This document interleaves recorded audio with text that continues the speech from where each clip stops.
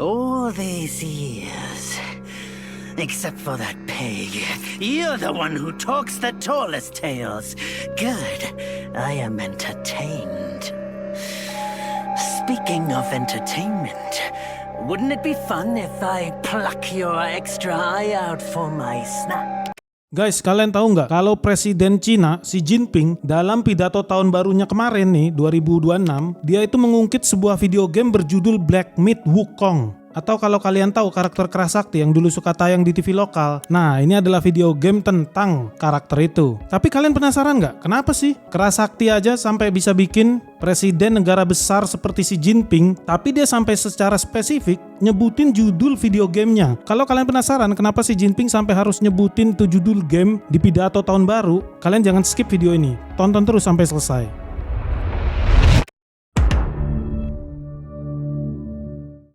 Jadi di tahun 2024, developer video game asal Cina yang namanya Game Science itu merilis game berjudul Black Myth Wukong yang kisahnya terinspirasi dari kisah terkenal Journey to the West, yang kalau kalian udah tahu ya tentang perjalanan seorang biksu mencari kitab suci ke barat dan ditemenin salah satunya kera bernama Gokong. Kalau di TV lokal kita tuh dibilangnya Gokong, tapi kalau di luar tuh disebutnya Wukong. Nama dia Wukong. Si Wukong ini sakti banget, dia itu bisa mengacak-ngacak kerajaan langit atau kayangan dan disuruh oleh Buddha untuk menemani seorang biksu mencari kitab suci ke barat. Tapi kalau kisah dalam game ini adalah perjalanan Wukong setelah dia berhasil mengambil kitab suci di barat dan udah diangkat menjadi seorang Buddha. Game Wukong ini menjadi game AAA pertama. Game AAA itu artinya game yang budgetnya besar banget ya, triliunan. Ini menjadi game AAA pertama asal Cina yang bukan cuma menembus pasar global, tapi status dia itu udah berdiri sejajar dan bersaing dengan IP-IP besar di dunia video game seperti God of War, Dewa Perang milik Sony, atau Halo, keluaran Microsoft. Dan hanya dalam 3 hari sejak rilis, Wukong tuh langsung mencetak sejarah. Gamenya laku terjual hingga 10 juta kopi, dan di hari pertama peluncurannya itu tercatat ada 3 juta orang mainin gamenya. Berarti ada 30% pembeli yang pada saat itu nggak pakai mikir panjang, beli langsung main. Karena umumnya biasanya orang beli mainnya entar-entar. Kalau ini enggak ya, orang udah bener-bener gatel pengen nyobain. Dan setelah 1 bulan, angka penjualannya itu udah naik lagi, jadi 20 juta kopi. Buat gambaran aja ya, game Wukong itu yang versi standar dijual di Indonesia di platform Steam itu harganya Rp700.000. Ini artinya dalam 1 bulan nih si Kerasakti ini dia itu udah menghasilkan ya 700.000 dikali 20 juta.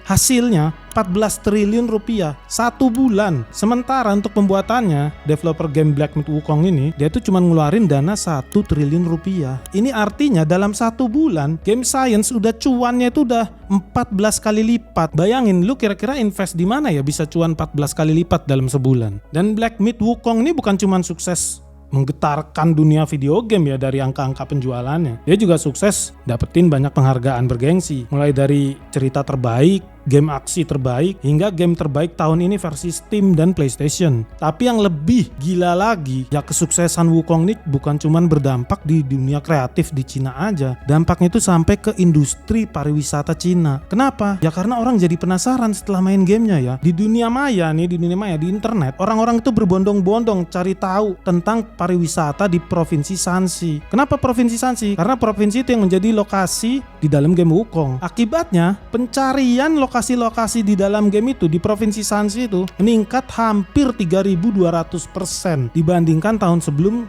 Black Myth Wukong ini rilis. Platform media sosial game Wukong dan pariwisata Shanxi ini kalau di total itu mencapai 40 miliar view. Ya ini ya bukti sahih lah ya, bisa dibilang menunjukkan kalau warganet itu ya benar-benar tertarik gitu dengan lokasi si Wukong ini beraksi di gamenya. Dan tentunya meningkatnya peminat di dunia maya ini, di dunia internet ini, di sosmed juga berbanding lurus dengan peningkatan jumlah turis di Provinsi Shanxi. Bahkan sampai munculin istilah baru di sana, yaitu turis gamer, alias gamer yang berubah jadi turis. Tapi sebenarnya di Shanxi itu ada apa sih emangnya? Kenapa dia yang dipilih jadi lokasinya si Wukong beraksi? di game. Ya karena provinsi Shanxi itu sendiri adalah provinsi dengan jumlah bangunan kuno terbesar di Cina. Menurut pejabat lokal, ada 58.000 relik tak bergerak, termasuk di dalamnya 28.000 bangunan kuno bersejarah tentunya. Yang artinya sekitar 10% dari total relik dan bangunan kuno nih di Cina yang ada di seluruh Cina itu adanya di provinsi Shanxi. Dan provinsi Shanxi ini juga memiliki 531 warisan situs yang diakui oleh negara Cina, alias 80% dari total yang ada di seluruh Cina. 80% ada di Shanxi. Yang paling utama adalah rumah kayu yang dibangun 800 tahun lalu pada era dinasti Yuan. Itu berarti sekitar tahun 1200-an sampai 1300-an tahun lah ya. Jadi ya kalau kita lihat dari situ ya nggak heran kalau provinsi ini dipilih sebagai lokasi Wukong beraksi. Ya karena Wukong itu kan beraksinya sebagai karakter mitos, beraksinya di zaman dulu, bukan di zaman modern. Jadi dia nggak beraksi di Beijing tentunya. Dan dari 36 tempat yang muncul di dalam gamenya si Wukong, 27-nya terinspirasi dari tempat-tempat di Shanxi ini. Diambil lokasinya, dimasukin, diubah menjadi lokasi di dalam game. Kayak kuil-kuil kuno, landscape, sampai monumen-monumen bersejarah ya. Dan 2 bulan setelah gamenya rilis, penjualan tiket ke tempat-tempat bersejarah di Shanxi itu meroket tajam, naik sampai lebih dari 167 yuan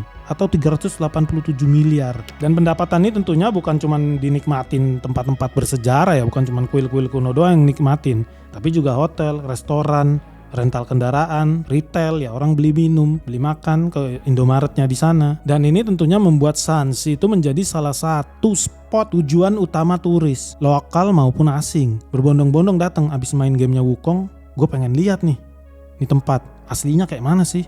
Ini patung Buddha ini aslinya emang segede ini. Datang dan pemerintah di sana, pemerintah daerah di sana yang nggak mau nyanyain nih momentum ini nih.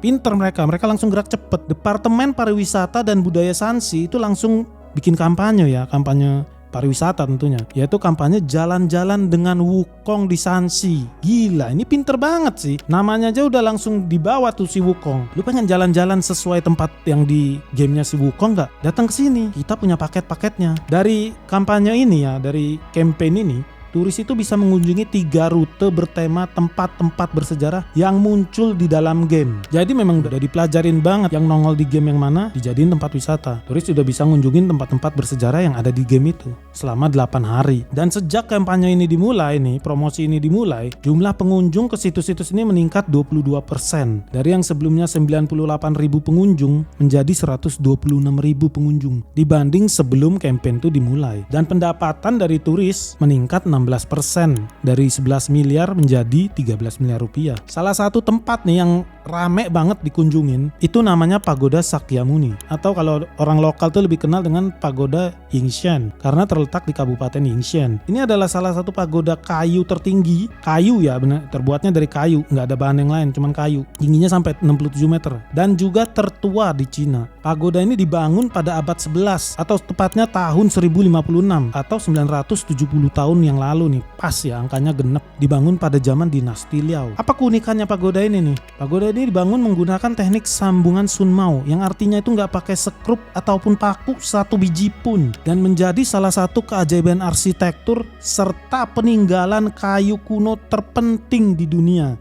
Dan tentunya dia menjadi semakin ikonik karena muncul di dalam gamenya Black Myth Wukong. Memangnya dampaknya si Wukong ini seberapa besar sih ke pagoda ini? Ya sebelum game Wukong ini rilis, rata-rata pengunjung pagoda ini sekitar 300.000 orang per tahun, 300.000 pengunjung. Tapi setelah gamenya rilis, pengunjung pagoda ini naik 5 kali lipat, jadi 1,5 juta pengunjung di tahun 2024 dan berlanjut di tahun 2025.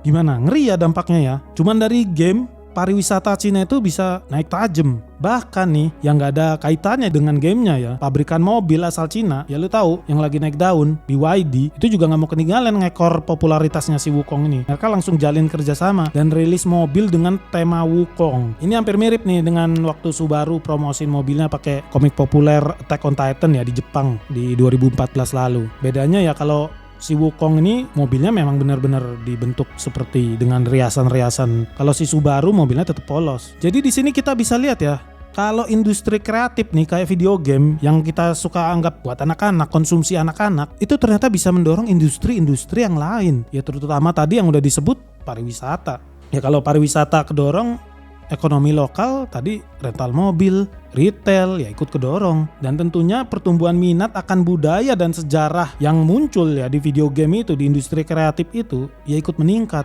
Ini namanya ekspor budaya karena udah go internasional. Kalau kita kembali ke Indonesia, kita bisa nggak sih meniru langkah yang dilakukan Wukong ini atau dilakukan oleh Cina ya, kita bisa bilang karena gamenya dari Cina. Dan kita tuh menciptakan karya yang berbasis pada budaya-budaya lokal kita. Kalau menurut gua sih kita bisa sebenarnya ya, asalkan ya tentunya pemerintah dan masyarakat kita tuh yang mendukung, nggak menghalangi game-game berbasis budaya. Meskipun kisahnya ya beda dari yang udah ditulis ya, dari kisah-kisah rakyatnya itu ya. Tentunya harus ada kreativitas di situ, nggak bisa tumplek-plek. Dan pemerintah daerah ya juga harus sigap gitu manfaatin momentumnya kalau terjadi momen seperti itu.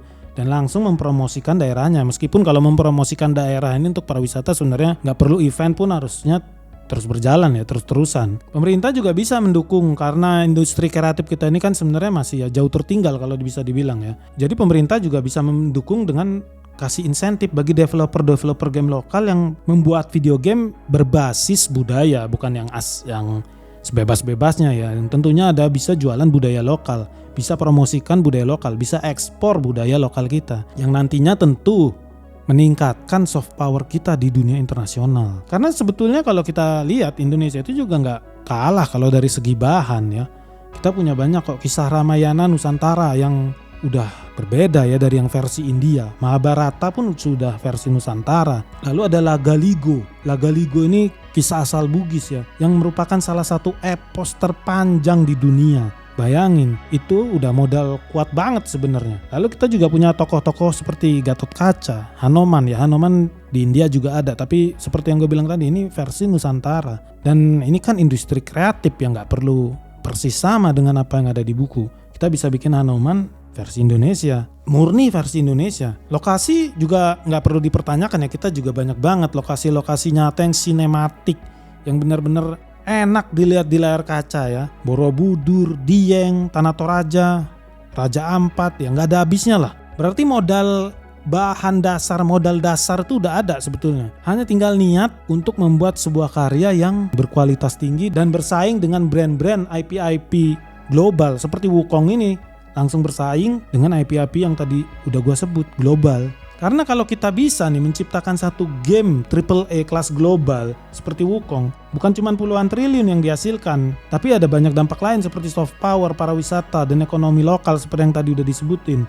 Tapi ada yang lebih penting, yaitu membangun pilar untuk masa depan, untuk pengembangan video game, menghasilkan dan memunculkan developer game baru, menumbuhkan industri kreatif lokal, dan memunculkan peluang kita untuk ekspor konten digital dalam skala besar di masa depan. Skala besar nih bukan jumlahnya aja, tapi kualitasnya tentunya yang paling utama ya. Sehingga di masa depan ya, anak-anak Indonesia ini mimpinya itu bukan cuman PNS, dokter, pilot, gitu-gitu aja dari zaman gua kecil hingga sekarang. Kalau ditanya ya paling nambah jadi YouTuber. Tapi sekarang udah bisa bermimpi yang skalanya itu bisa membawa dia itu hingga ke taraf global. Karyanya itu bisa ke taraf global, dunia. Salah satunya ya jadi developer video game itu ya, seperti yang Wukong lakukan. Jangan sampailah mimpi-mimpi anak-anak Indonesia ini hingga puluhan tahun ke depan ya masih berkutat di itu aja. Mimpinya itu udah kebentur tembok sebelum berkembang ya, karena nggak berani explore yang baru, nggak berani ambil resiko, maunya yang aman-aman aja. PNS lagi guru Ya gue sih sebagai salah satu warga Indonesia, rakyat Indonesia, tentunya berharap Indonesia itu kedepannya menjadi semakin lebih baik ya, dan terutama ya anak-anak Indonesia itu kedepannya berani bermimpi. Ya para penonton video ini pun ya yang sudah punya anak ya tentunya harapan saya anak-anaknya dididik untuk berani bermimpi ya, berani mengambil resiko. Gimana menurut kalian? Kalian setuju nggak kalau anak-anak Indonesia itu kita dorong agar lebih berani bermimpi, agar bisa menghasilkan karya-karya yang bertaraf global? Kalau kalian setuju ataupun nggak setuju, tinggalkan komentar kalian di kolom komentar. Like video ini, subscribe jika belum subscribe. Salam sehat, salam cuan, bye.